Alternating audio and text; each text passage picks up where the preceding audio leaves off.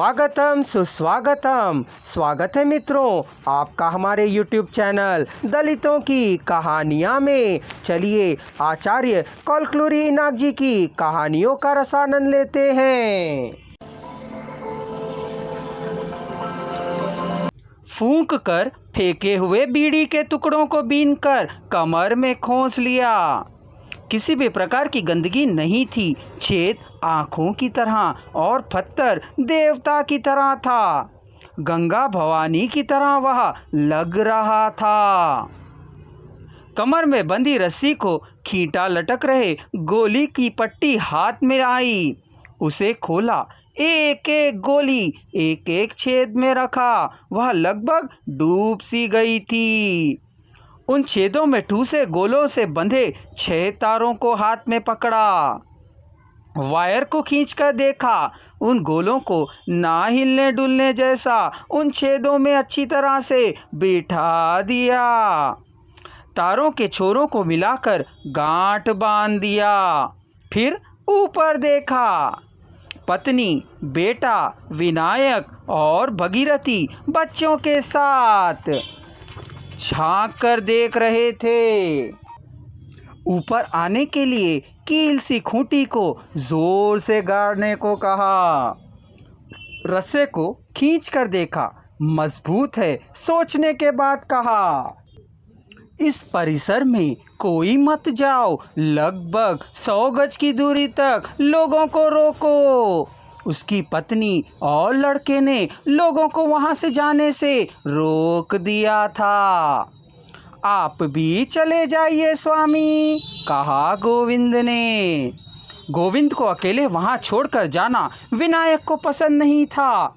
खतरे के बारे में उसे मालूम था। उसने उससे कहा, अंदर चले जाओ स्वामी। सभी घर के अंदर चले गए। खिड़कियों और दरवाजों को बंद कर लिया। खिड़की को खोलकर वह कुएं की ओर देख रहा था। उन विस्फोट होने पर पत्थर फूटकर बाहर छितर जाएंगे। बहुत ही जोर और शक्ति के साथ, वेग के साथ उछलेंगे। ऊपर उछले पत्थर के टुकड़े इतने शक्ति और वेग से उछलते हैं कि उनसे सिर भी फटने की आशंका हो सकती है। पत्थर के विस्फोट होने पर और भी मुश्किल हो जाएगा। जान का भी खतरा हो सकता है। आसपास के लोगों की चीख और चिल्लाहट से लोग रुक गए। जहाँ के वहाँ खड़े रह गए थे। मनुष्य, साइकिलें और रिक्शा आदि जहाँ के तहाँ रुक गए थे। कर्फ्यू लगे नगर की तरह सड़क बदल गई थी। कुएं के चारों ओर चिड़िया की चहक नहीं रही थी। कुएं के अंदर गोविंद तारों के सभी तारों को मिलाकर बांधी रस्सी को फिर से अच्छी तरह से खींचकर देखा। फिर एक जगह रखकर फिर ऊपर की ओर देखा। उन्हें जलाना होगा। छैयों को एक ही बार जलाना होगा। उनके सभी छोर मिलाकर एक से लग रहे थे। उन्हें जलाने के बाद रस्से के सहारे कुएं के ऊपर को उसे आना है। दीवार के किनारे तक को पहुंचना है या पेड़ के नीचे दूर सुरक्षित होकर जाना है। कुएं से तेजी से ना चढ़ पाने पर या दूर ना जाने पर भी खतरा ही है। जब उसने देख लिया कि सब कुछ ठीक ठाक है, उसने दिया सलाई निकाली थी। जरा सी भी असावधानी से गोविंद के प्राणों का ही खतरा था। गोविंद छैयों तारों को एक साथ पकड़कर दिया सलाई जलाई।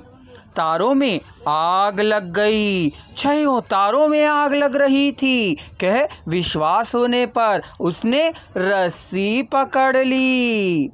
धीरे से धैर्यपूर्वक कुएं के छेद में पैर रखते हुए एक एक छेद को पार करते हुए रस्सी के ऊपर से गोविंद चलता चला आ रहा था।